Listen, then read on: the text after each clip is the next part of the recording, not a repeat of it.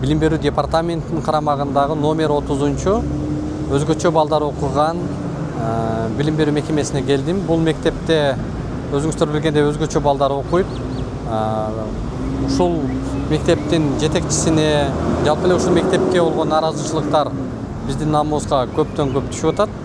Анан ошол кагазды кайрылууну катты биз тиешелүү жактарга отписка кылып коюу менен, жолдоп коюу менен эле чектелбестен мен өзүм көрүп кетүүнү, ошол кайрылуу канчалык негиздүү экендигин жеринен билүүнү кааладым.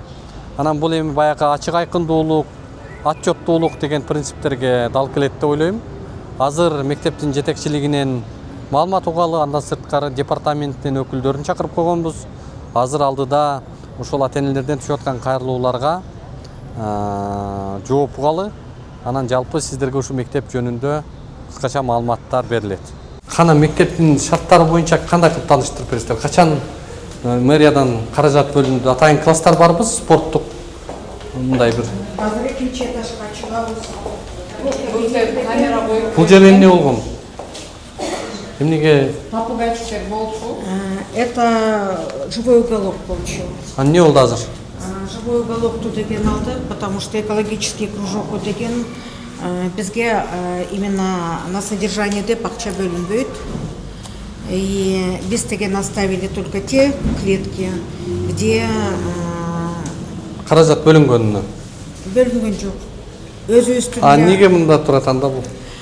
Мурда деген полностью буяк деген и попугаи были, и другие птицы были. А мурда ким каржылачу эле? Родители поддержка кылчу. Бирок и не только родители, буякта деген спонсоров искали. А в этом году болсо нету никого, и ошо менен оставили только выборочно. Кабинет социально-бытовой ориентировки. Ушул жерби? Жок, бул кабинет. Техниканы берилген, департамент образованиядан. Тиги кабинетке болсо акиматтан берилген.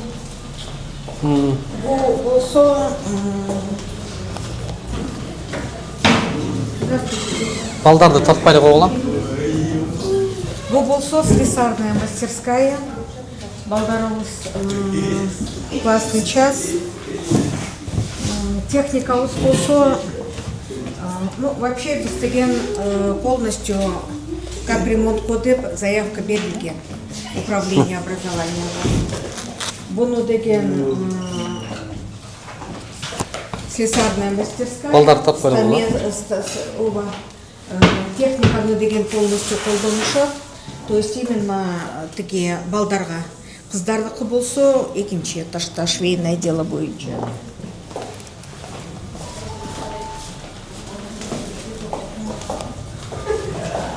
Бул болсо туалет. Туалетке деген 19-жылы кылынган. Кыздардыкы на втором этаже, балдардыкы с дверями, с кабинками полностью. Мэриядан качан объектмен чыгабыз? Бул болсо столовая. Имарат эски экен аябай бирок, Ремонт кылына элек. Поэтому где-то, ну не где-то, өз колубуз менен кичине ремонт кылабыз. Основной стройматериалды болсо управление образования бизге берет. Бул болсо жерге мына каражаттарда эмебиз бар. Сабагыбыз бар. Социально-бытовая ориентировка. Техника болуш керек в обязательном порядке. То есть кыздар, балдарды деген, с учетом того, что сейчас есть, электрическое, все электропривод. Бүгүнкү меню кандай? Кана меню?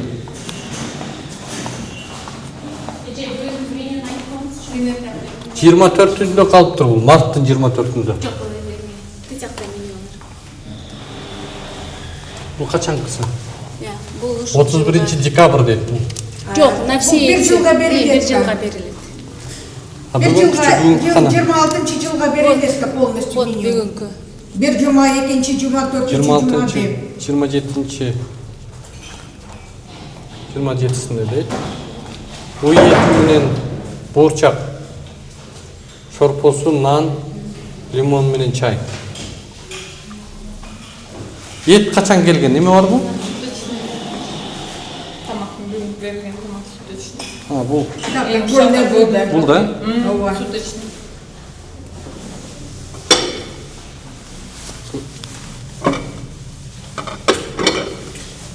Еттин эмеси барбы? Справкасы. Качан алдыңыздар активге жол? Сертификаты соответствия бары бар. Качан алынды эт? Бизге деген арендатор алып келет, биз албайбыз. Арендатор? Ооба. Арендаторда бар да мынысы. Болуш керек да. Жок, арендаторда бар, копиясын бизге берген. Бирок бүгүнкүгө деген тиги күндө алып келип турат, эртеменки. Складское помещение кичинекей эле, поэтому Бул жак ашкананын эмеси, форма жокпу?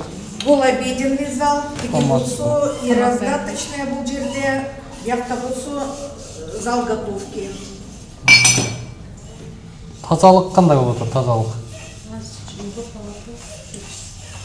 Бүгүн не тамак бердиңиздер? Плов? А бул жакта менюда башка болуп турбайбы?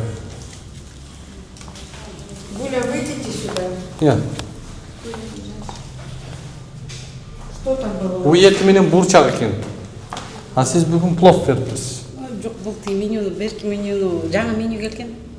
Бүгүн да өтпөй, көрсөтүп атпайсыз бизге 27-сиде, Жаңа меню келген. Сиз бүгүн да бердиңизби? Вот 27-си деп жазыпсыз. Контрольный блюдо. Жоқ, ошо контрольный эмени бүгүн жазып эметпей калыптыр да. Жаңа менюда. Жоқ, эме на сегодняшний день жазган жок белеңиз. Жаңы меню емес, эчеке туура сүйлөмүштөр. Меню деген январь айында, Жоқ, биздики январь айында бекитилип, санэпидемстанция менен макулдашып силерге берилген. Силерден күн сайын могу аймен Бүгүн ошо эме Санитардык көзөмөл кызматы качан проверка кылган сиздерди? Санэпидемстанция январда эле келди. Акыркы жолу текшерүү. Мартта дагы келди. ооба. Актысы барбы? Азыр карап көрөйүн. Эмне кемчиликтерди айтты? Жо керемет экен деп кеттиби? Жоқ. Эме кылдык алардын бардыгын жасап. Актысы жокпу актысы? Сейчас я посмотрю. Сиз муну дедиңиз менюсунда бүгүн, э? бүгүн эме жазган. 27-си деп турат. Сыгачок болчу да. Саган уткан. Канча окуучу тамактанат бүгүн? Канча окуучуга жасалды? Посадочных места. Анан бияқта дагы айтып кетейин, сразу камералар коюлган. То есть контроль болсо здесь тоже ведется. Если где-то что-то... Канча кишиге бүгүн тамак бердиңиздер? Табит питание. Табит. Эмеңиз каякта жеке? Эт жанагы эттин справкасы бар? Бар. Каякта? Тиги ал азыр Умсунайда, тиги эмеде арендаторда. Азыр. Анда не кылып жүрөт ал? Сертификат соответствия. Сертификат бар. Азыр жүрмөчү. Ашкананы бир көрүп коюшуңуздар керек. Киресизби бул жакка ашканага? Жүрөт. Күнүгө текшерилет. Перманентные закладки обязательно. Қазір сертификат Шылкаларыңыз каякта? Ол да жерге эле существуетесиз. Ошо жүргүлө эле. Санитардык көзөмөл кызматы жакынкы жылдар бул мектепке башпак элек экен. Дагы кайсы мэриянын каражаттары каякта? Кичинеден бардын эле кабинеттерге распределение кылабыз. Бардын эле бөлүнүп. Бияка болсо акимияттын каражаттарынын полностью мебель алдык, кушетканы алдык, мынау техниканы алдык, ростомер, шкаф медицинский. То есть бунун деген жаңы жылдын астында алынган. Медициналык бөлмөдө нелер болушу талап? Ростомер, кушетка. Ростомер, кушетка, мынау стол келди, тиги. Медсестра жок болсо кантип барбы медсестра? Медсестра жок. Бирок жумасына врач 3 мектепти карай турган. Бизде эме деген жок, штат медицинский персонал деген ал жок. Бала бакчаларда эле бар.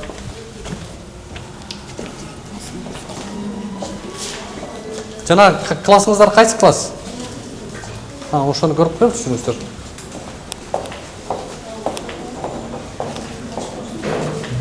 Саат 4-тө балдар Балдаттар. ушул класста биздики. Бияктан Саламатсызбы? көтүйгөндө аябай бетинде тесте балдардын кызарып кетет. Бөлмө кичтек экен, Да. Канча окуп атат бул Кабинеттерден жерде? дагы үстүндө дагы бар, и край четинде дагы. Где-то 3-4 кабинет, ушундай кичинекей кабинеттер.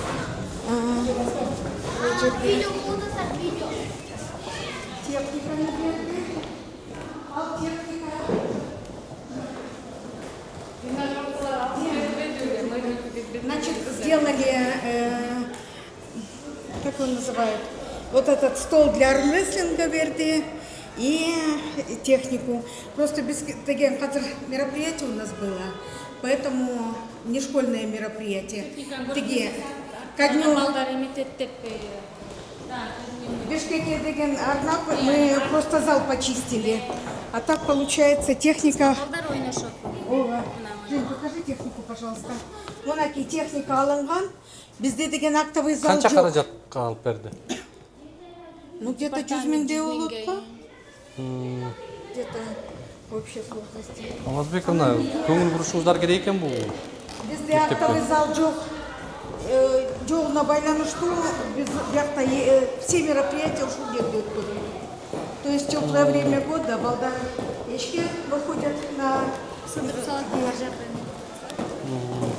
280 окуучу да бул аз эмес, аябай көп турбайбы? Бар ушундайбы? Психологиялык. бар эле с отклонениями. Анан булардын ортосунда и синдромом Дауна бар, тоже все разные. Аутисты бар, тоже все разные. ДЦП, опорно-двигательный аппарат, тоже все Улучшение разные. болуп, мына жакшалып кеткендер барбы алдысында? Ну, кандай улучшение? Они все держатся на одном уровне. Анан лечение алса своевременно. Это результаты жок дегенде медикаментозная поддержка болот.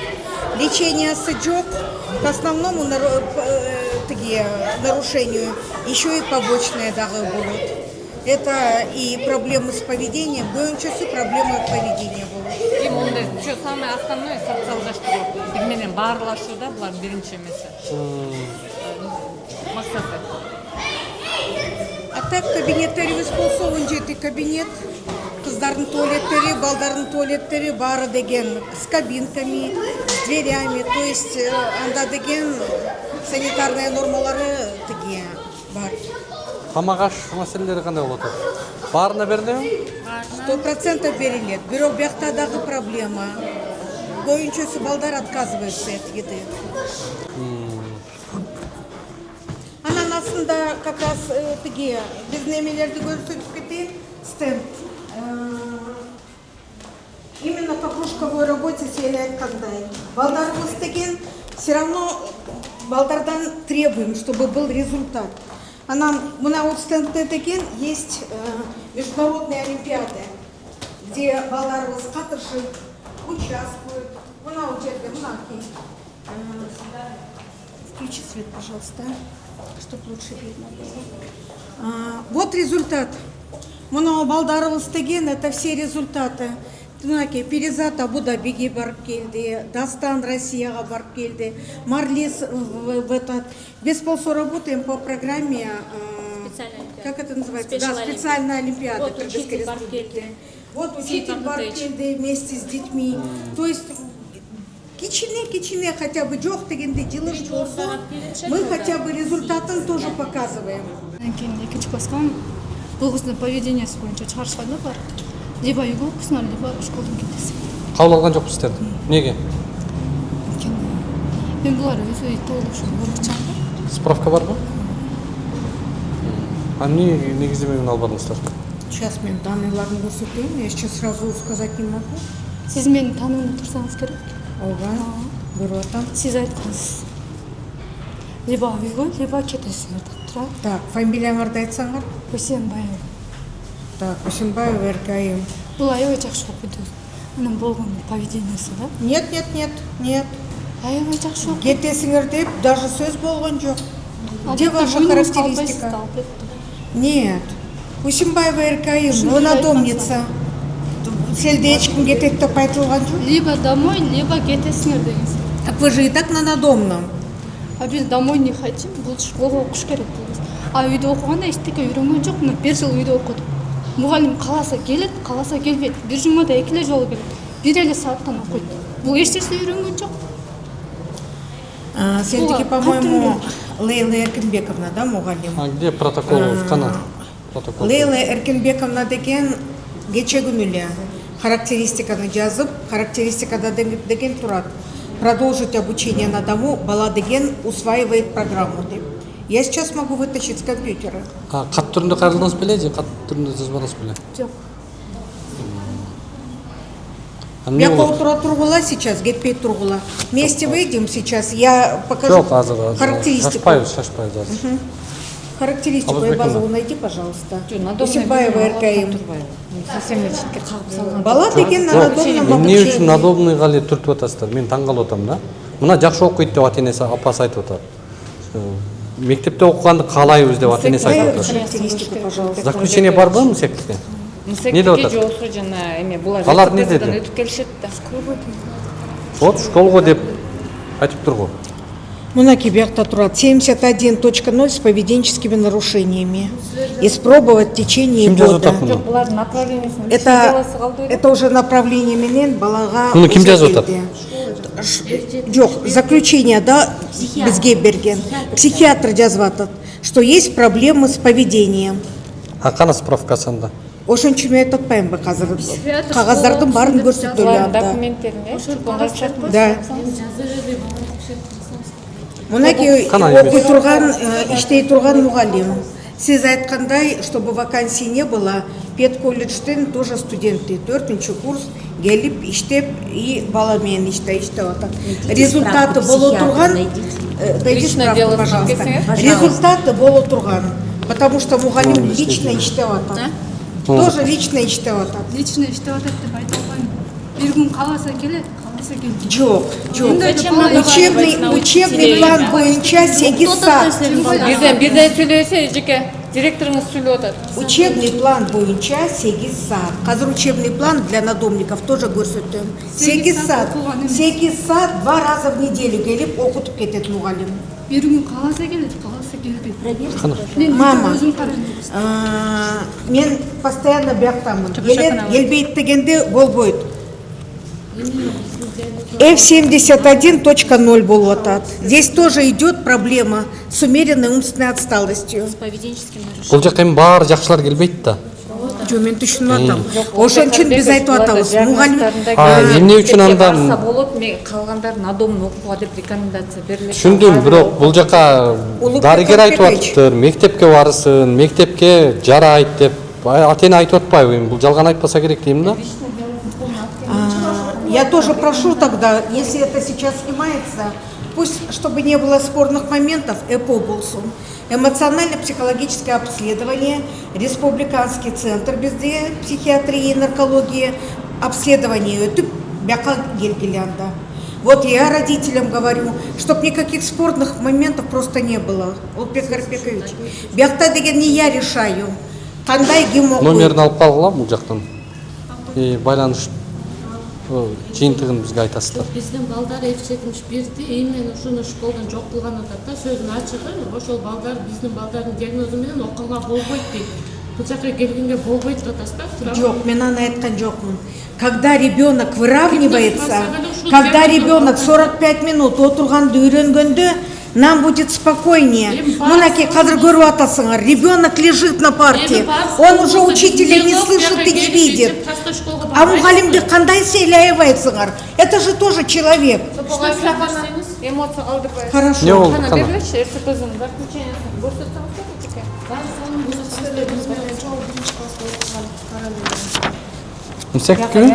Здесь тоже идет 71.0. Кана Это тоже реабилитация? Мына 26-жылы берилген, мына диагноз турат, мунака рекомендациясы реабилитационный центр деп жазылып турат.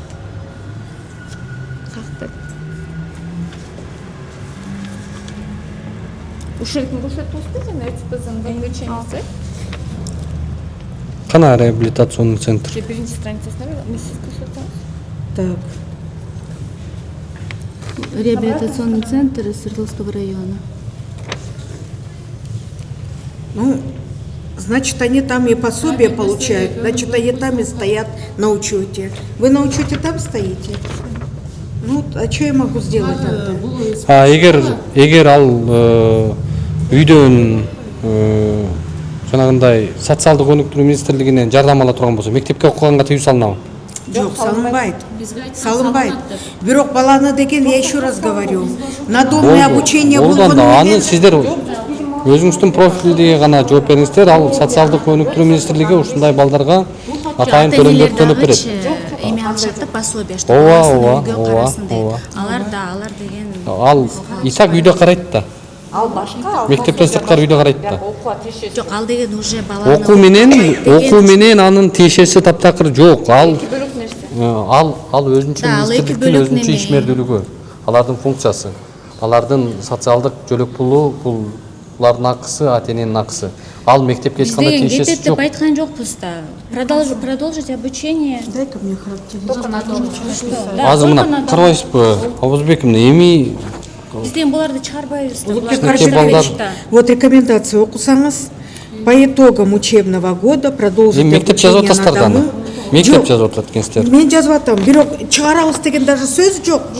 Түшүндүм. Чыкпасын, бирок булар дайыма мектепке келип туруусун суранып атышпайбы? РЦПЗнын заключениясы реабилитационный центр деп атса биз эмне кыла алабыз, эчтеке кыла албайбыз. Эртең биз хотя бы бала Жок, реабилитационный центрге мектептен сырткары бара берет да булар. бара берет, ооба. Бирок бияка именно эме деп мектепке деп направление жазып берген жок да психологдорчу. Мына жерде диагноз да ошондой Здесь по уровню интеллектуального развития просто находиться, ребенок тяжело, Билим ему берип находиться, атат, бирок 45 минут находиться Ал тоже эми тяжело. үйдөгү билим менен мектеп социалдашуусу керек. Мындайда спецшкола, комиссия, анан психиатр булар аябай тыгыз бири-бири менен байланышта. Жок, Даже чалып деле коюшат. Мама, ну зачем сен тура Анда кылалы, анда эгерде Силер ойногонго албайсыңар. Медина Абузбековна, азыр эми парламенттин деңгээлинде комитетке чакырып алып ушул маселелерди министрликтердин баарын чакырып алып ушул жерде талкууламак белем. Болбогон кичинекей нерсени ушул жеринде чечиңиздер. Ата-энелер ушул бир баласын мектепке окутуу укугунан чектебеңиздер. Баланын укугун, ата-эненин укугун, эми социалдашуусу буларга пайда болуп атпайбы? Андан сырткары реабилитационный центрлерге барып өздөрүнүн балдарын окута берет, көрсөтө берет. И так алып барат ата-эне ага. А бирок эми мектепке окууга жолтоо болбой, жакшынакай кылып кабыл алыш керек дагы. Азыр ушунча убакыттын ичинде 3 ата-эне ушинтип атат. Памперс кийип атканыбыз жок, өзү басып келет, өзү отуруп берет, жазып берет. Эми бир памперс кийип же баспай жатса, мейли надомно обучение бизде кетпейбиз. окутпайбыз, жоксо Жок, жака сиз баргыла, айткан жака жок, баргыла жок, деген жок, жокпуз да. Мектептеги психолог Азыр биздин көзүбүзчө, Абузбековна, азыр биздин көзүбүзчө ушундай давление болуп атат. Бул эми мындай болбошу керек. Билесиз мен бир ошол көйгөйдү көтөргөнгө чейин аягына чыкмайынча маселени жерде калтырбайм. Анан эми ушул деңгээлде жакшынакай ушуну балдарды таптакыр жолтоо болбой, кыйынчылык туудурбай, жакшынакай кылып окута бериңиздер.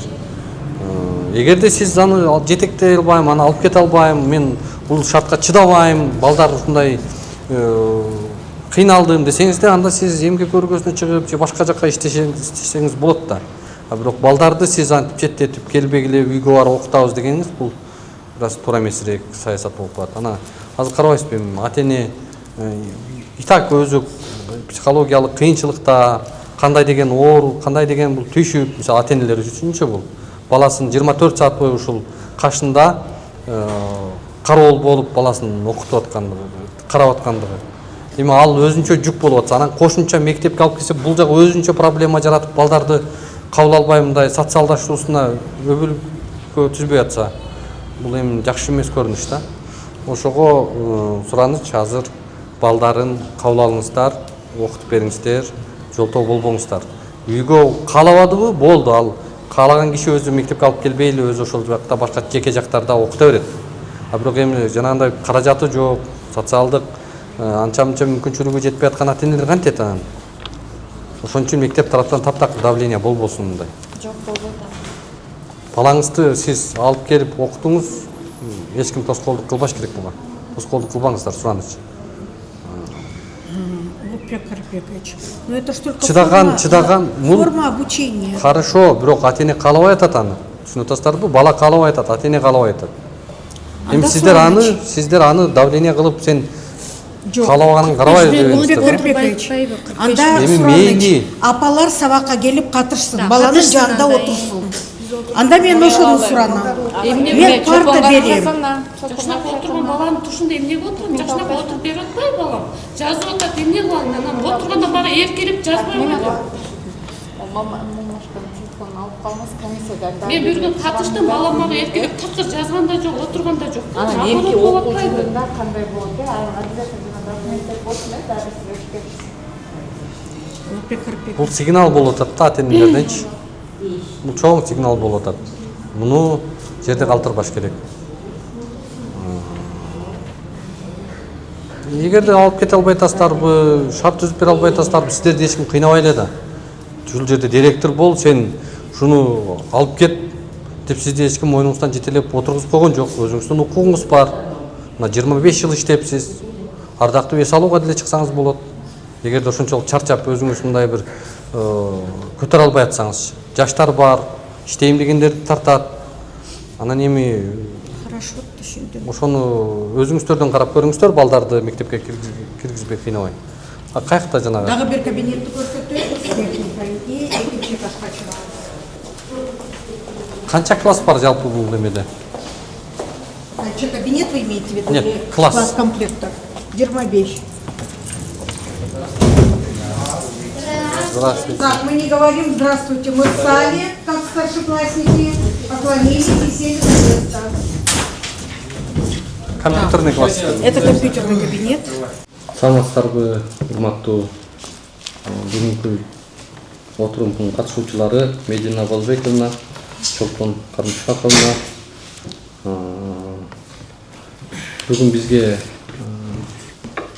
депутаттык суроо талаптын алкагында депутаттык ыйгарымдардын негизинде шайлоочулардын, анын ичинде Бишкек шаарынын Свердлов районунун жарандары кайрылгандыгына байланыштуу жерине маселени көрүү, жеринин арызын угуу максатында келип калдык. Бул 30-чу мектеп атайын мүмкүнчүлүгү чектелген, атайын өзгөчө балдар үчүн бүгүнкү күндө ушул Бишкек шаарынын департаментинин алкагында ишмердик жүргүзүп келеткен. Арыз менен таанышып чыктыңыздар. Ошол арыздагы жарандардын үйүнүн, алардын соолматтарын чогуу угуп алалы, андан кийин чогуу отурумун утабыз. Саламатсыздарбы? Биз ата-эне болобуз. Бул жерде биздин балдар окуйт.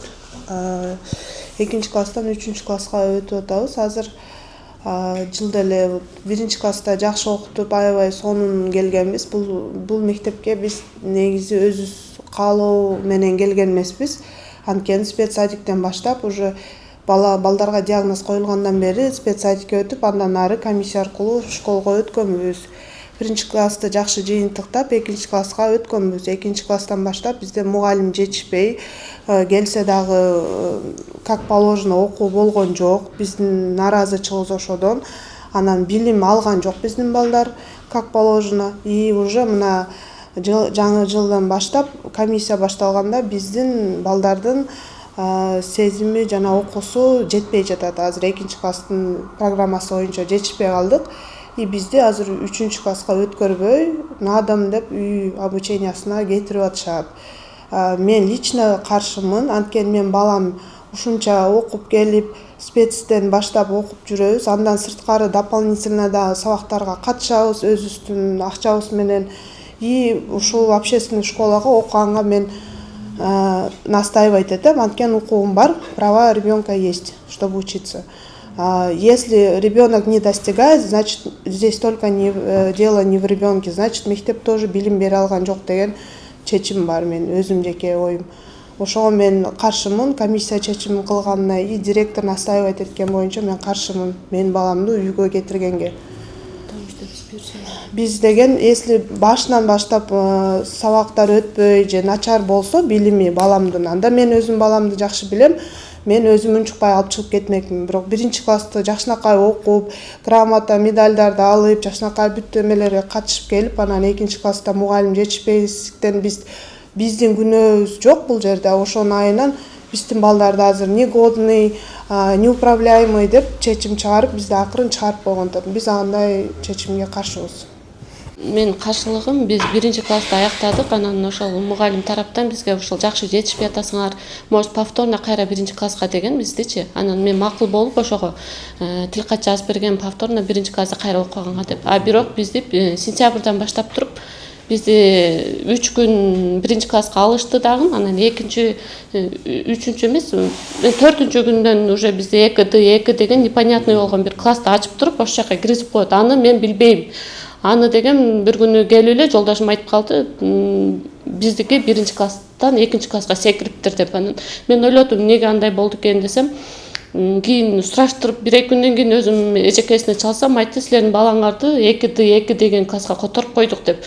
А мен анда деле түшүнгөн жокмун, эжекеден сурасам, мен билбейм, аны директор айтты бизге деди. Анан 2D деген бул өмүр болгон эмес да, буга чейин биз андай класста окуган эмеспиз. Анан мен повторно негизи 1-классты повторно мен өзүм макулдугум менен повторный окуткум келген себеби жакшыраак алдыга жылып, жакшыраак кетсин до конца деп ошого макул болгонум да. А мен билген жокмун. Анан мен ойлодум, может чогулуш кылып, может уже 5 ата-энени кимдерди киргизсе, ошондо может бизди чакырып бир түшүндүрүп берет болуш керек деп ойлогонбуз. Бирок андай болгон жок, чакырылып деле болгон жок. Мен анан биз ошо ойдон окуп жүрдүк. Сентябрдан уже 5-6-сынан эле биз башкага которулдук да, 2D. Анан мугалим жок экен ал жакта. Мугалим жагын келиптир, бирок чындыгын айтсак, мындай опыты жок, жаңы анын тоже инвалидность бар бир кыз келди да бизге.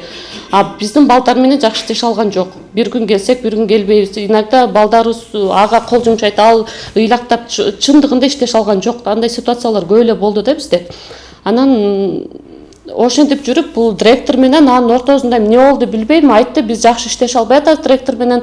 Завуч эжени да айтты мага, ушул эже дагы мындай жакшы чыгыша албай атабыз деп айтты мага. Анан ызычуу болду, бир күн школага алып келсем, эже бүгүн эртерээк алып кетесиздерби? Мен директорго эртерээк кирип, биз түшүндүк кат бирдеке жазып атабыз, себеби мени жактырбай атышат, кетирген атат бул школдан деди. Анан мен айттым, биз эми көнүп калсак силерге, эми балдар көнгөн, эмнеге кетирген та силерди десем, биз иштеше албайт окшойбуз бул жак менен деди. Анан көп өтпөй эле бул кетирип салды, биздин мугалимибиз жок, үйдө жатып калдык. Үйдө жатып калганда бизге эч кимиси чалып айтып койгон жок. Биз ойлодук, целый мектепке онлайн болуп калганбы эмне деп. Ал кездерде ошо онлайн гриппке каршы онлайн көп болуп атканда, биз ойлодук да, онлайн болуп атабы деп эле жаттык. Анан көрсөң окуй эле атышыптыр. Башка класстар как положено обучение болуп эле окуй эле атышыптыр. Анан бизге болсо эч ким чалган жок. Анан биз как раз декабрдын каникулу, январдын каникулуна тарап атканда биз барып билип келели Баскыга деп 3 ата-эне келип кирип кеткенбиз. Эралиева Чолпон эжекеге кирип кеткенбиз, Карымшаковнага директорго киргенде ал айтты, эмне кылайын мугалим жок болсо деген жооп алдык биз. Если хочешь, анда алып келгиле мугалимди, анда окутку, силер мугалим таап келгиле, анан биз силердин балдарыңарга коюп беребиз деген деле сөз болду. Анын мойнуна деле алат болуш керек, себеби өзү айтты да ошентип. Анан биз каяктан мугалим табабыз, биз өзү жөнөкөй эми жаран болсок же бир жерде иштебесек, биз каяктан мугалим табабыз деп ошол жерде ызычуу болуп кеткенбиз. Хотя бы бизге жаңы жылдан кийин жакшы мугалим таап бериңиздер бизге деп. Анан ошодон көп өтпөй эле каникул болду, дагы жаттык. Каникул 15 күндөй, 15 январдан кайра школага келгенде, анан бизге жаңы келген эжеке бизге сабак өтүп баштады. Ал келип келе элек деле 15 күн болуп боло элек деле биздин балдарга характеристика жазып баштайм болду. Мен эме жыл аяктап атат, менен требуйт этип атат, бул жактан характеристика жазамын деп баштады. Биздин өзгөчө балдарда жакшы түшүнүп болуш керексиздер. Бизде күзүндө, жазында бизге козголуп турат балдар, обострение берет да. Ошол кезде биздин балдар капризный болуп, ыйлактап, ушунтаткан кезинде эле ошол эле күндө, ошол эле моментти карап туруп жазып коюшат булар. Бул бала эме кылбайт, эчтекеге жооп бере албайт, андай мындай, короче, ошо болгон токой нерсесин полный жазышат. Бирок мага мугалим мынтип айтканда, муну мен айттым келип, эмнеге мынтип аябай тяжелый кылып жазып салгансың баланы билим албасак ушундай болот да деп айтсам, эске алып койсоңор болмок, мугалим жоктугун десем, мен жазган жокмун, директор мени айтты деди. Анан мен кийинки күнү айттым, сиз директор айтты деп өдүңүзбү десем, сразу сөзүн оңдоду дагы, жок, мен директор айткан жок, мен өзүм жаздым деп айтты да. Менен башка ата-энелерге деле ошентип айткан экен көрсөм, мен только мага айтты го деп, адашып айта алды го деп ойлосом, башкалар деле айтып атат, директор жазды деп. Бул эже да айтты, директор жазып берди, мага тоже бул жактан деп айтты. Директор жазганга негизи укугу дагы, акысы дагы жок да, балдарды окутпаса, көрбөсө, эмне деп жазат. 1 жыл бою мугалим негодный к учебе, эчтекеге жараксыз, реабилитационный центрге кете турган балдар, булар аябай сложный, тяжелый балдар деп жазып салган. Бул жакка эчтекени билбейт, коркунуч жаратат. башка балдарга кол салат деген сыяктуу эме. Биякта окусаңыздар түшүнөсүздөр, бар да бул жакта. Бирок аны директор жазды деп айтат да, бирок эртеси күнү мен заявление жазам, тиги бу деп баштаганда, жок, мен өзүм жаздым деп өзүм мойнуна алып алат да. Анан мен айттым, сиз айтпадыңыз беле өткөндө эле, директор айтты деп десем, өзү айткан, директордун маңдайында биздин классчы, маңдайында турат. Директор, потому что силерди директор көрөт да күнүгө, ошон үчүн ал айтты, мен жаздым деди. А директор көргөнчө эмне 1 күн көрөт, 2 күн көрөт, постоянно жанында отурбайт да окупчу.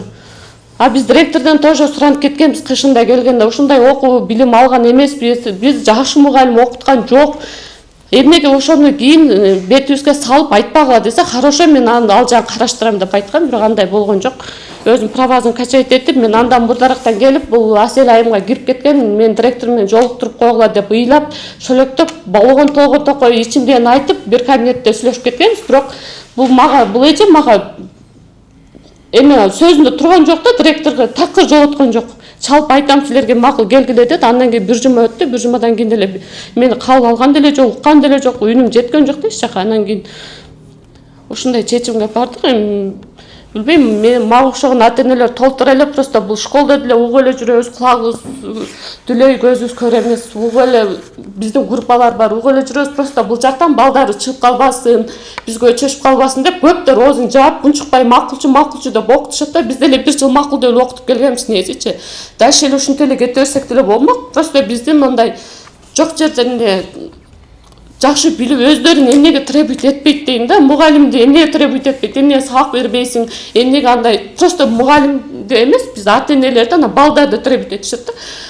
Кошумча алып баргыла, биздин акчабыз болсо, биз жакшы жашоодо жашасак, биз буларга жалынбайт болчук да. Ошол жакта эле жакшынакай эле барып жүргөн логопедибиз башка жака барып өйрөтүп болчу. Кичине болсо дагы бизге көмөк болсун, ушу государственный болгондон кийин ушу балдарыбыз үчүн деп атайын биз ушул жака кайрылганбыз да. Эми бизде деле мүмкүнчүлүгүбүз жок, эми башка деле балдарыбыз бар. Эми акча көрүп атасыздар, азыр бир эле 40 мүнөттүк логопедке биз 1200 сомдон төлөп барабыз. Бирде жетет, бирде жетпей калат дегендей. Ошон үчүн биз бул жакты пайдаланганга биздин толук укугубуз бар. Аны деле укугубузду деле биздин тебелеп тепсип атышат да. Директор, например, ошол кезде айткан сөздөрү дал келбейт. Мен айткам, бул жака жазып койсоңуз болмок, хотя бы балдар мынча ай окуган жок, ошо байланыштуу деп деле жазсаңыз болмок десем, жок, мен антип жазып бере албайм силерге деп эле ачык эле айтты кече. Дагы бир маселе бар. Бул жактын ата-энелер көбүнчө кирбейт, только сабактарга келип катышса болот. Уруксат берилген, бирок ичинде кандай болуп аткан, тамак ашы кандай, эмне жөнүндө бизге эч кандай маалымат жок. Мен эмне үчүн айтып атам, сентябрь, октябрь айында биз ошо жаңы мугалим келгенде менин кызымды скорый менен школдон алып кеткенбиз.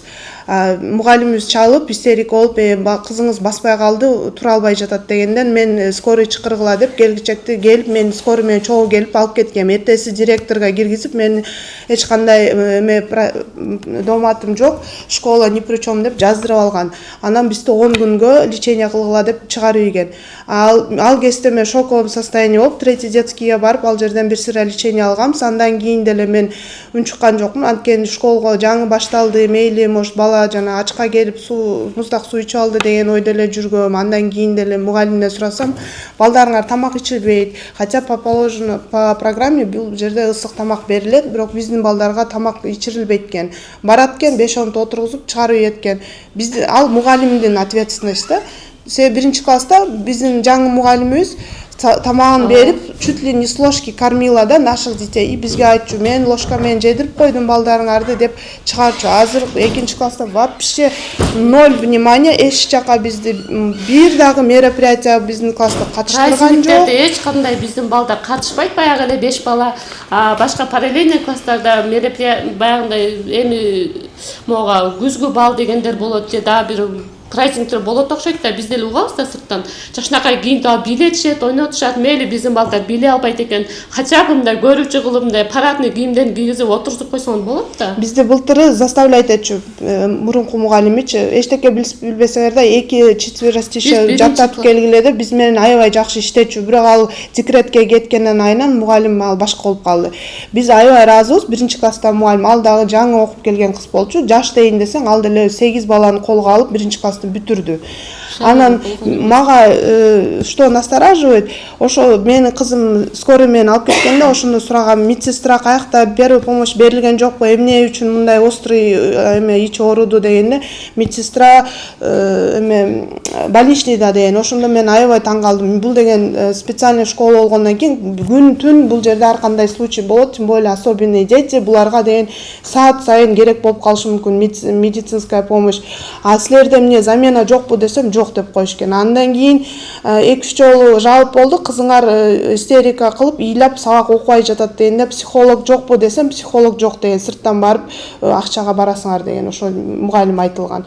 Бирок андан сырткары биз психиатр, психолог менен сырттан так эле иштешебиз. Последний раз психиатрга барганда школу подлежит, то есть она может сидеть, усидчивость бар, анткени биз постоянно иштешип келебиз. Бул диагноз биз 4 жаштан баштап коюлган, ошодон бери непрерывно медицина жактан эме жанагындай отдельный ЛФКларга, бассейн, танцы баарын алып барам. Анан ушул жерге келип эле неуправляемый болгондо, значит, дело не только в ребенке деп мен ошонто ойлойм да, это вот моё. Медицинский работниктер жок, психологдор жок, болсо дагы бизге эч ким көрсөткөн жок, сураганда деле жооп алган жокпуз. Анан биздин классты быйылдан баштап и так самый тяжелый окуган балдардын арасынан самый тяжелый деп өзүнчө бир класс бөлүп коюшуптур. Аны деген общий собранияда айтылган дейт, бирок жеке бизде 5 бала ата-энени отургузуп алып, силердин балдарыңарды самый низкийге отургуздук, ушундан ары ушундай иштешебиз, программасы жеңилдетүү болот деп бизге пояснительный работа болгон жок. Биз деген уже в конце года билдик, что биздин программа чуть ли садиктин программасы экен, дошкольный. Бирок мен кошумча айта кетейин деп, биздин балдар аябай эле начар болсо, эмнеге чтенияны берип коюшат да, булар жанан өмүрү 2ден окуй албаган балдарга чтенияны берип коет да, комиссия башталарда буларга чтениясын алат дагы сразу буквар берип коюшат. Булар просто для галочки да, мындай буквар окутушат деген да. Биз январдын, жок, февралдын 20 канчасында, февраль точно билбейм, эчекеси билет. Ошо жаңы эчекеси келгенде февралдын ортосунда бизге буквар деген китеп берди да. Анан окуп элестетиңиз, букварды анан ачып баштадык, уже жыл аяктап атат, биз букварды окуп баштадык да. Бир нормальный адам деле ойлонот болуш керек, буларга эмнеге андай кылдык деп. 2-класстын өткөн жок, сабагын такыр 0 деп койсок болот. Анткени ал не только эмеден, баланын состояниясынан деле көрсө болот. Биз почти ушу 1 жылдан бери эле алышып келатабыз, мугалим жок. Бир келсек мугалим кээде бизге айтат, мен температура болуп атам, жаман сезип атам, заменага жок, бүгүн келбей эле кое аласыңарбы дейт. Анан эмне дейбиз, ооруп атса, хорошо деп келбейбиз, бирок завтра бизден расписка сурайт, балам ооруп атат деп бизге жазып берип койгула, биз себеби бияка тиркешибиз керек дейт. А биз макул же эчекеге кетип калбасын, хотя окуп туралы ушу эчекеге көнүп баратабыз деп баарыбыз жазып беребиз. Аны кайра мен бир күн келип сабакка катыштым да, бул жакта кетип атканда көрсөңүздөр болот, аябай душный, мына могу партадан бияка чейин мындай болгон комната, кичинекей болгон комната, аябай мындай денем кызып, баягы өзүм отура алган жокмун, чындыгында күн тиет экен бияктан. Бетин кызып, жана жерде норма отуруп, мындай обычный бала деле отура албайт болуш керек жана жерде. Анан негизги болматканыңызды айтып коюңуздар, э? Мен азыр айтып коеюн, анан могу балдарды айтты неме деп, азыр обед баягы тамактанат деп. Мен күтүп отурам, балдар тамактанганга кетти. арасында 2 же 3 минутада кайра кайтып келишти балдар. Даже отурду, отурбады билбейм да, мен көргөн жокмун. Эмнеге бат эле кайтып кел десек, силердин балдарыңар тамак жебейт деди. Тамак жегендер калды деди. Хорошо жебейт экен, жегендер жеп атыптыр десем, алар 1 минут өтпөй артынан кайра эле алар да паттырап келишти. Тамак жедиби десем, ооба жеп бүтүп келишти. Элестеткиле 5 минутта бала тамактанганга эмес, стол партага отуруп мынтип түз отурганга зорго жетишет да, чындыгында. 5 минут мен булар кантип тамак берет, даже тамагын деле көрбөйбүз биз. Мейли тамак жеп эле койсун, бирок билим берсин. билимди биз алган жокпуз. Ошого мен нааразымын да. Нормалдуу билим берип, аны тербит этиш керек да. Бербеген билимди каяктан биз көчөдөн окуп келип силерге айтып беришибиз керек эмес да. Рахмат.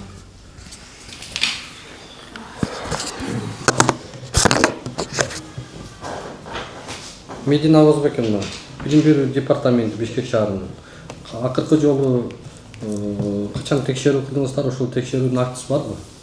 Бул мектепти качан? Актысы жок. Биз азыр буйрук чыгардык. Окуу жылынын айында апрель айынан баштап ушундай атайын бала бакчалардын, атайын мектептерде комиссия чыгып, документалдашма өзүнүн башында турат. Бир жылда бир жолу буларды текшеребиз биз. Акыркы жолу качан текшерүүдөн өткөн бул мектеп? Качан болду документалдашма? В октябре. Ушул жылы. 25-жыл окуу жылынын башында болчу. Комплектованиядан кийин балдарды текшергенбиз. Жылына окуу жылынын ичинде 2 жолу болот. Жылдын окуу жылынын башында, анан окуу жылынын аягында. То есть окуу жылынын башында комплектованияны текшеребиз, окуу процесстерин текшеребиз. Анан жылдын аягында болсо ошол эки спец мектеп өзүңүздөр айткандай эле атайын балдар окуйт, ошолордун билим деңгээлдерин текшеребиз. Чолпон Карымшаковна, бул мектепте сиз жалпы акыркы ушул баягы комиссияны кошпогондо жалпы эмгек стажыңыз ушул мектепте иштегениңизге канча жыл болду, директор болуп? 2005-жылдан баштап. 2005-жылдан бери ушул 30-чу атайын мектептин директору болуп келатасыз. Комиссиядан акыркы жолу качан өттүңүз? Директорлорду баягыда кайрадан дайындоо боюнча приказ чыкпады беле? 2020 ошондо качан өтүп атасыз? Акыркы жолу комиссиядан 2022-жылы конкурстан өтүп келген. Конкурстун алкагында кайра директор болдуңуз бул мектепке. Ошондо жалпы эмгек стажыңыз бул мектепте канча жыл болуп атат? Директор болуп иштегениңизге? 21. 21 жылдан бери директорсуз ушул мектепте.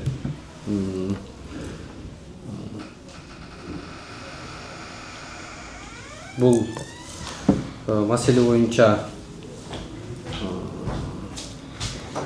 Өсүлүм кесибим по диплому мен олигофренный педагогмун. Мен дефектологмун. Поэтому бияка деген повторно конкурска катышып, по конкурсу өткөн. азыркы ата-энелердин айтып аткан жүйөлөрүнө кандай жооп бересиз? Мен сизге чоң рахмат айтайын дедим элем, Улукбек Карпбекович. Если силер мамаларды угуп, папаларды уксаңар, я надеюсь, что бизди дагы угуп кетесиңер. То есть мен деле спокойно казыр түшүндүрүп кетейин. Ну, во-первых, я на обращение хочу сразу же мам сказать, если где-то что-то, и я точно такая же мама, и я точно такая же, точно такой же человек со всеми своими обязательствами. Если где-то что-то я вам говорю правду, мен кечирим сурайм. Но по детям мен чындыкты айтам. Значит, в первую очередь мен по вакансиям айтып кетейин. Психолог вакансия, соцпедагог вакансия, заучи вакансия. С условиями заработной платы никто не идет, все отказываются. Мугалимдерде дагы суранам, мынакей председатель профсоюза отурат жазып атат протоколду, бары отказываются. Медсестрам жок. То, что мама рассказывает, Эмилия, туп-тура, проблема бар.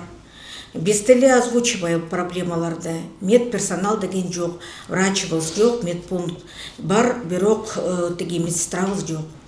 Медсестрабыз деген на 0,25 ставки мурда иштеп кеткен, в этом году деген жок деп категорично иштебейм деп туруп алдыга кетип калды. Врач болсо келип кетет. 2 мектепке, 3 мектепке бир врачыбыз бар. Жумасында, 1-2 саатка келип кетет, ошо менен бүттү. То есть в период вакцинации келип тиги балдар менен родительдер менен жумушун жүргүзөт. Экинчисин айтып кетейин, это по поводу вакансии. Апалар деген мынакей в прошлом году мугалимде тиги мактап атат. Бегалиева Махаббат Сайырбековна туура иштеген, бирок человеческий фактор декретке кетти.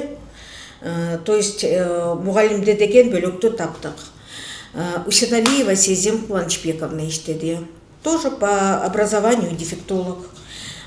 Казыр ал мугалим аябай иштеше албайбыз деген эмес. Оору атам деп жумушка келбей койчу. То есть миллион причин было для того, чтобы просто мектепке не приходить. Анан ал мугалим менен дагы биз коштоштук. Декабрда коштошуп, анан бөлөк мугалимди алдык. Тимурланова Назира Тимурлановнаны. Мынакей январдан баштап, 12 январдан баштап бул класска кирип, класс жетекчи болуп иштеп атат. Экинчини айтып кеткеним, это учебный план. Ну, Улукбек Карпекович, просто я тоже нервничаю, переживаю. Бизде деген мынакей учебный план бар. Учебный план боюнча биз балдарды деген эмне кылышыбыз керек? Балдарды элементарно, хотя бы на элементарнейшем уровне санаганды, жазганды, деген тамганды билиш керек да. Анан я не могу просто вот так закрыть глаза и их переводить. Апаларда деген мынакей, мало этого, мынакей, без деген характеристика жазабыз. Характеристика не отделать нечего жазабыз. Мен отуруп алып эле 282 человека баарына эле отуруп алып мен характеристиканы жазбайм. Туура характеристикалардын баарына мен окуп туруп кол коем. Кантип эле мен характеристиканы кол койбой туруп тиги жыйынтыгын чыгарып коеюн. Мынакей апалар деген таанышкан, мынакей колдору коюлган, рекомендацияны биз айтабыз. Мектепке жөн эле албайбыз. Мектептен дагы алып атканда мынакей. Где второе заключение? Только что было. Нет. Еще одно заключение. Яхтада бар. Оригинал. Яхтада бар. Заключение боюнча. Мен сизге просто түшүндүрүп айтып кетейинчи, просто тоже жана мынакей Баэлдики Эмилияныкы. Биякта испробовать деп турат. Диагнозы очень тяжелый болуп атат. Биякта с легкой умственной отсталости до умеренной умственной отсталости. То есть результата нет. Мамочки, я сизди деген молча послушала. Я хочу теперь сказать. Бул жерде жазылып атат. F84 со снижением интеллекта. Ладно это. Улукбек Карпекович, мынакей, без балдардын алып атканда медицинский диагноздарын обязательно алабыз. Биякта деген жазылып турат, мынакей Эмилияныкы. Нуждается в постоянном постороннем уходе и надзоре. Это не мой документ, это МСЭК таки чыгарат, это медицинский документ. Биз деген наша основная функция, это только образовательная деятельность. Бияктан деген жазылып турат. Это 5 жылга берет. 5 жылга берет. Быйыл дагы өтөт. Буну деген 5 жылга берип атканда, это же не просто так. Биздин балдарыбызга мынакей жаңы эле сел кабинетти күтүп аттыңар, балдар чыксын деп. Балдарыбыз деген жок дегенде экзамендерибиз, я вам готова видеоматериал полностью предоставить. Анан от того, что ребенок не усваивает, мугалимдин күнөөсү жок. Назира Тимурлановна каждый раз плачет. Так угрожающе вести себя тоже нельзя. Так, был Русланова был вот это, где это? Баэлдики. Реабилитационный центр. Центр посещение реабилитационного центра. То есть это категория детей, которая даже не должна школу посещать. Просто дали возможность. Везде деген говорят, необучаемых детей нет, можно их элементарно чему-то научить. Тут айтабыз, и я поддерживаю, необучаемых нет. Но детей надо социализировать. Дети могут контактировать, но им вот этот учебный процесс, балдарга, они не готовы его усваивать в силу своего психофизического состояния. Бул справка менен окуганга болбойбу? Жок. Жоқ, анан мунакта деген ооба. Анан мунакта мамочки, я хочу сейчас, я прошу, чтобы вы не ругались просто. бетке чолпон карышак эмоция алдырбайсыз. Бетке тон. Мен спокойно элемин казыр мынакей. Эми Баэльдики идет. Нет, Баэльдики дагы идет. И здесь точно так же прописывают. F71 на грани 71. Жазылганына вспомогательный школага окуганга болот да биякта турат. Мамочка, мынакей. Биринчи класста окубадык, биринчи класска Улукбек Карбекович. Улукбек Карбекович.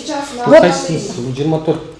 Мына Бизге диагноз коюлуп берилген да, эми бул бүт элек да числосу, эми бүткөндө Улукбек Карбекович, можно? Менен школга келгенбиз. Бул 21. Ушул эле. Можно я на минуту сиздики внимание просто?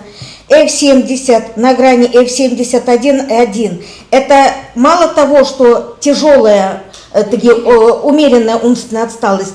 С точкой 1 это идут выраженные поведенческие нарушения. Теперь мунаяктадаген в обращении мамы пишут с привлечением министерства и так далее. Я согласна. Я согласна уйти даже с работы, если у вас такой факт стоит. Нет, я готова уйти. Но я готова уйти доказать тем, что я готова доказать. Мунаяктадаген жазатысыңар. Назначение повторной независимой комиссии. Я тоже хочу. Давайте повторную. Я предлагаю, чтобы вы тоже не думали о том, что это идет односторонняя какая-то работа. Обследование ноцин, результатын көрілік, қандай уровень состояния интеллектуального развития деген.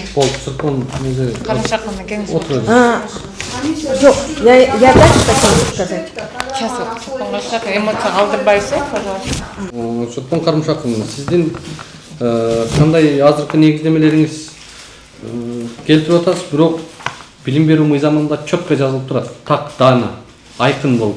Можно еще тогда? Социалдаштыруу мүмкүнчүлүгү жок жанагындай өзгөчө мектептин окуучулары социалдашуу маселеси бул эң негизги приоритет болуп мектептен окуганга укугу бар балдардын. Бар, туура айтасың. Бирок бул жерде справканы негиздеп атасыз. Ата-энелер эми өзү МСЭКтин ишин билебиз, МСЭКке дагы жетебиз. Бул МСЭКтин коррупцияга көмүлүп калган фактысы боюнча эми ага дагы өз учуру келди. Аны алдыда буюрса ишмердүүлүгү менен көрүшөбүз. Анткени МСЭКтен канча адам бүгүн дени сак саламат жүргөн адамдарга ооруп атат деген справканы берип канча коррупциялык жагдайларды жаратып аткандыгы тууралуу маалыматтар келип атат. Андан сырткары МСЭКтин ушул жыл сайын кайра, мисалы үчүн жана колунан, бутунан майып болгон балдар колу өсүп кетмектей болуп ошол жака жыл сайын баягы талаптарды кайра жыл сайын өтүп туруусу дагы мындай логика сыйбаган ишмердүүлүгү бар да. Ал боюнча эме кылабыз. Анан азыркы маселе боюнча балдар ушул 5 балага өзгөчө куугундук мектеп тараптан ошону батырбай, ошол 5 баланы бүгүнкү күндө мектептен чыгаруу аракеттери жүрүп аткандыгы, бул эми мындай мурда окутуп келген, кабыл алынган, талаптарга жооп бергенден кийин анан кандай себептер менен муну аракеттер жүрүп атат, муну дагы мен ойлойм департамент өзү бир комиссия түзүп, служебный бир иликтөө жүргүзүп, кызматтык териштирүүнүн алкагында дагы маселелер ачыкталат. Анан азыр бул балдардын ата-энелери наразычылыктары болбош керек. Балдар билим алыш керек. Балдардын билимге болгон укугун эч ким чектебейт, эч ким укугу жок аларды мындай мектептен чыгарып койгонго. Ошону азыр жөнгө салыш керек. Улукбек Карпекович, бізде деген надомная форма обучения деген бар. Когда бала деген напрямую мугалимдер только работает. Мен родителям андайту атам, давайте тогда на надомную форму обучения. Это будет индивидуальная работа родитель, ребенок, учитель. Родитель деген будет конкретно как раз контролировать за учителем, какие у ребенка есть возможности, результаты қандай болуы. Социалдашуымыз керек та. А? Социалдашуымыз керек та ал. Коомдук Мен мақұлмын. мектепте алу Бізде керек. деген қалған сабақтар бар, музыка бар, физкультура бар. Ал сабақтарға келіп қатыша берсін. Жоқ, азыр- Я не спорю. Медина Бозбековна. келиңиздер мындай кылалы Медина Бозбековна, азыр ушул жөн наразычылык болбойт өзү. Эгерде баары жакшы, баары керемет болуп аткан болсо, ата-энелер ыйлап көчкө чыкпайт. Анан азыр бул жакта бир тараптуу жанагындай басмырдоо болбош керек. Педагогикалык этика деген бар. Эгерде сиз 30 жылдык стажыңыз боло турган болсо, 30 жылдык жетекчилик кызматта отурган болсоңуз, сиз муну аябай жакшы жөнгө салып иш алып барышыңыз керек. Анан ата-энелерге басым кылып кааласаңар башка школго алып кеткиле деп айткандыгыңыз бул одоно бир мындай этикадан сырткары көрүнүш да. Эми жазып атпайбы мына мен жөн нерсени айтып аткан жокмун да, ошол ата-энелер укканын жазып атат. Анан мен өзүм азыр биринчи түшү дегенде эле сиздин поведениеңизге кирип эле мен таң калдым. Сиз мындай такыр бул жакка текшерүү келбегендей, өзүңүздү мындай бул жакта таптакыр өзүңүздүн жеке мектептегидей сезип алгандай мага ой калтырып атасыз. Азыр актыга да түзүңүздөр. Мына менин көзүмчө каратып туруп мыйзамсыз буйрук берип атасыз сиздин завучуңузга. Бирок Видеого тартуу. Анын функционалдык милдетинде так жазылган, кайсы ишти кылат, кайсы ишти кылбайт. Эмнеге милдет, эмнеге милдеттүү эмес. А милдеттүү эмес нерсени сиз жүктөгөнгө укугуңуз жок. Милдеттүү эмес нерсени аткарганга анын укугу жок. Эгерде азыр бул боюнча прокуратура жоопкерчиликке тартканда боло турган болсо. ал боюнча кечирим сурайм. Анан экинчиси, азыр бул балдардын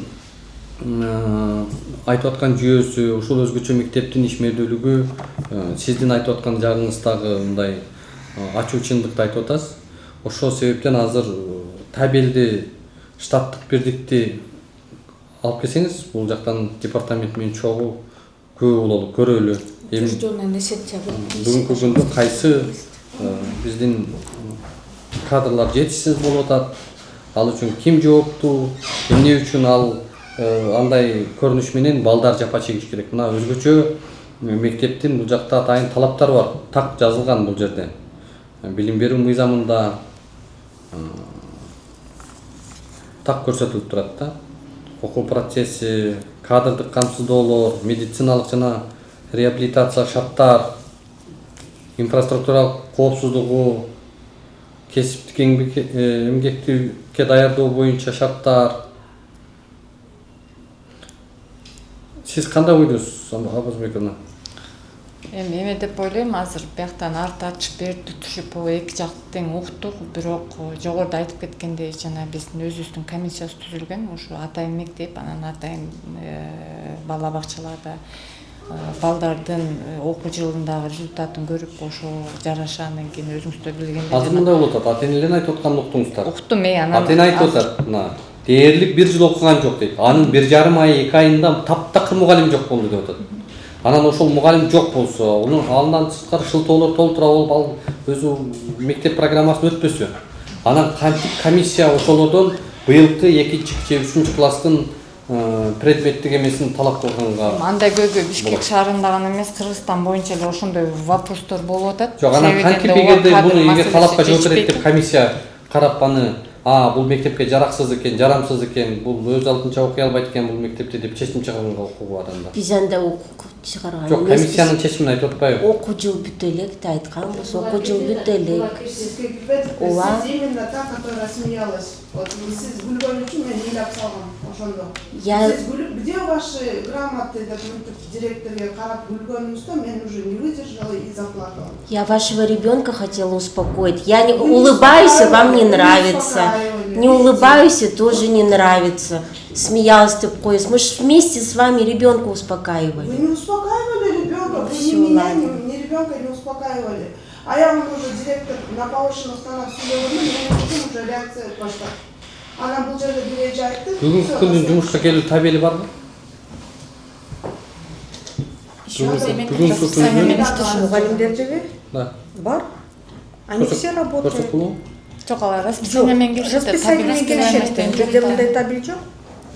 По расписанию келет, иштешет. Ошо расписаниясы барбы бүгүнкү күндүн? Бар. Бүгүнкү күн расписаниясын алып келсеңиз. Анан кириш чыгыш каттардын дагы журналы барбы сиздерде? Ата-энелердин арызы буга чейин катталды белесиздерге? Катталган. Эмнеге 30 күндүк убакытта жооп берилген жок аларга? Казыр вот апалар дагы айтып атат, 2 ай тиги окуган жокпуз деп. Балдарда деген 1-2 класстарда деген дополнительные каникулы болгон февральда. Поэтому ошо декабрден кошкондо январьдыкы менен дополнительные каникулы менен ошентип атып где-то 1 айга чейин чыгып кетти. А мындай сабактардын баары эле, ну, бама, Сезим Кубанычбековна деген декабрда кетти. Назира Темурлановна 12 январда баштады. Келер менен де сразу тиги жумушка кирди. Кантип жок. Жок, сиз бизе салып жаткандай чалып айтып да койгон жоксуңар, биз класс жаап болдук.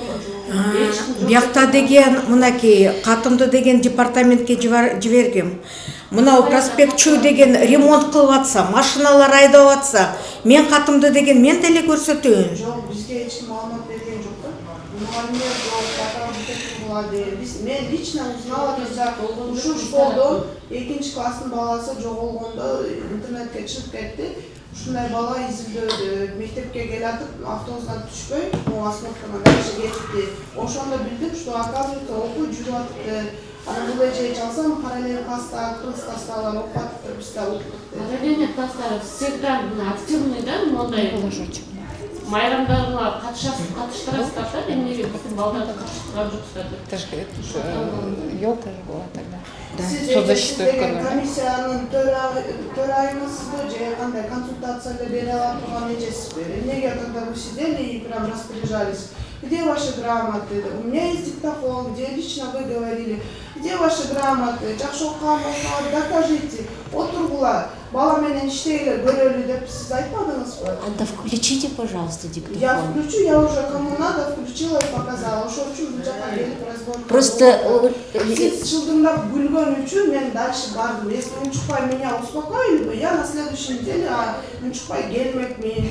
Просто мне обидно, что 1 класс мы хорошо закончили, никаких претензий. Мы с учителем работали тесно, психиатрлармен, бармен иштешебиз. Бул мектепте канча бала окуйт? 282. 282 бала окуйт, э? Логопед барбы? На вакансии сейчас тоже тиги декретный да отурушат. Азыр барбы балдарга логопед? Жок. 6 мугалим эмеде как он называется? Психолог? Нету. Дефектолог? Мы все дефектологи. бар, дефектологтар. Аликофрена педагог и дефектологтар бар. Логопед менен психолог жок болуп аткандыгы атайын мектепте. Бул кимдин жоопкерчилигиндеги маселе? Вакансия болот. Директор катары сиз түз ошого тикелей жооп беришиңиз керек да. Вакансия Арабаевага кайрылган.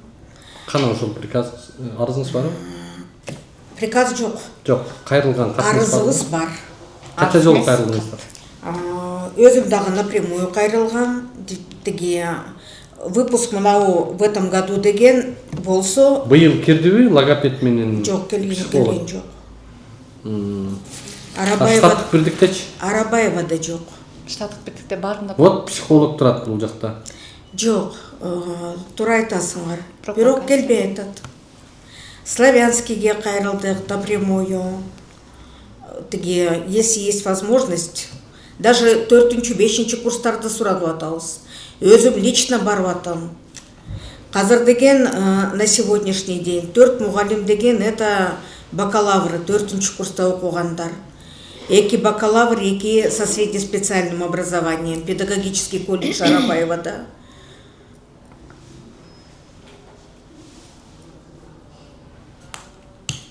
Мугалим штаттык бирдиктеги ошол эмени берсеңиздер, кимдер кайсы кызматта иштеп атат? Фамилияларын берсеңиздер. Хорошо, сейчас. Ошону алып келе бересизби? Список учителей. Жалпы эле ушул штатты алып келсеңиздер.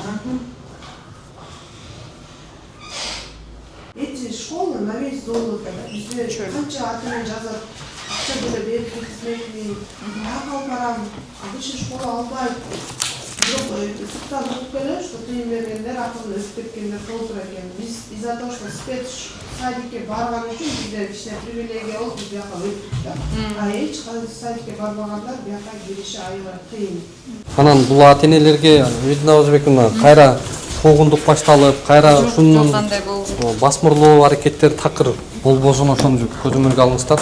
Ар бир адамдын өзү конституциялык укугу бар, айтыш керек, биз угушубуз керек. Анан силер арыздандыңар деп балдарына басым болбосун да. Жок. Андай болбойт, эч болбойт. Медина Озбековна, эмне болду эми, кандай болот? Комиссияна чыгабыз, анан жана сиз берген тапшырмалардын баары толук кандуу жооп беребиз. Бизге жана мүмкүн болсо расмий түрдө жөнөтүп койсоңуздар, азыздар. Жок, бүгүн протокол акт бар да, ошонун алкагында комиссия түзөсүздөр да. Ооба, түзөбүз. Ошонун алкагында ошо приказыңыздарды, жыйынтыгын, комиссиянын курамын, ошо комиссияга ата-энелерден дагы кошумуздар катышуучулар потому что могул нерсени сиз уктук, биз уктук. Мына бул ата-эне кошосун өзү басым болбосун, ата-энелерге таптакыр басым кылбаңыздар, балдарга, ата-энелерге. Жок, кандай болот? Эң негизги басым психологдун жоктугуна, логопеддин жоктугуна, жоопкерчилик маселелерин карап, ошону тез аранын ичинде чечишиңиздер керек. Антпесе балдар кантип социалдашат, кантип эң керектүүсү азыр логопед менен психолог. Бул мектептин өзгөчөлүгүнүн бир белгиси ошондо турат да. Аны эки адис, эки специалист жок. Анан бул мектептин деңгээли кандай болуп калат анда? Анда мамлекеттен кандай аракеттер текке кетип атпайбы, акча кеткендердин баарысычы. Анан ошону тез аранын ичинде жөнгө салыңыздар, мага жазуу жүзүндө бериңиздер, тез аранын ичинде ошону. Анан комитетке чакырылбайлы, бул ушул жерде маселе чечилсин, ата-энелерге бирөөсүнө дагы, балдарына дагы эч кандай басым кылбаңыздар. Бул эми Кудайдын буйругу да, Кудайдын баягындай жазганы. Анан эми ага ата-эне күнөөлүү эмес, бала күнөөлүү эмес. Ошон үчүн туура кабыл алыңыздар маселени, элдин айтып атканы, ата-энелердин какчап атканын жөнү бар. Ошого биз эми жөн эле кабинетте отуруп эле кагазды отписка кылып коюп, муну текшерип койгула, муну карап койгула деп отура берсек деле болот эле. Жок, биз ошол жерде жеринде көйгөй кандай болуп атыптыр, жеринде маселе эмне болуп атыптыр, өз көзүбүз менен көрөлү ошону, жеринен айтылган көйгөйлөр канчалык чындыгы бар деген нерсеге күбө болуш үчүн келдик да. Анан эми биз сиздерден жакшы жыйынтык күтөбүз, балдарга жакшы шарт түзүп берет деген ойдобуз. Ошол эле кезде бул жактагы мугалимдер жамаатына дагы өзгөчө бааланышы керек. Анткени булар жөнөкөй балдарды эмес, өзгөчө балдарды карап атат. Айлык маяналарына дагы ошондой шарттар каралышы керек. Мына имараттын эскилигин карайлы. Союз учурундагы кайсы жылы курулган бул имарат? 38. Мына 38-жылкы имарат бүгүнкү 21-кылымда балдар окуп атат. Бул жакта сүйлөй албай турган, бул жакта өзүнчө бир көйгөйүн айта албай турган балдар окуйт экен. Анан эми мэрия тараптан дагы бул имаратты жаңылоого убакыт келди окшойт деп ойлойм. Сиздин 30 жылдык директорлук кызматыңыз, мектептин 30 жылдык, 100 жылдык эмеси бирине бири топ келип калгандай, мындай, Бирок келгениңерге чоң рахмат. Бизди жаман көрбөңүз. Биз эми элдин суроосу менен келдик да, бул биздин функционалдык милдетибиз болуп эсептелет. Анан ар бирибиз өзүбүздүн ишибизди кылышыбыз керек. Ошондо өлкөбүзгө алган айлыгыбызды актаган болобуз да. Бишкек шаарынын мэриясы, билим берүү министрлиги ушул мектепти тез аранын ичинде жаңы, заманбап, өзгөчө балдардын статусуна, ошолордун шартына ыңгайлуу кылып курууга убакыт келиптир деп ойлойм. Ошондуктан ушул мектептин жаңы курулуп, жаңы шартка ылайыкташуусу бүгүн замандын талабы, учурдун талабы десек болот. Дээрлик 100 жылдан бери жаңы мектеп жок экен да, ушул номер 30. Мына 100 жыл деген дээрлик бир кылым болуптур бул мектепке.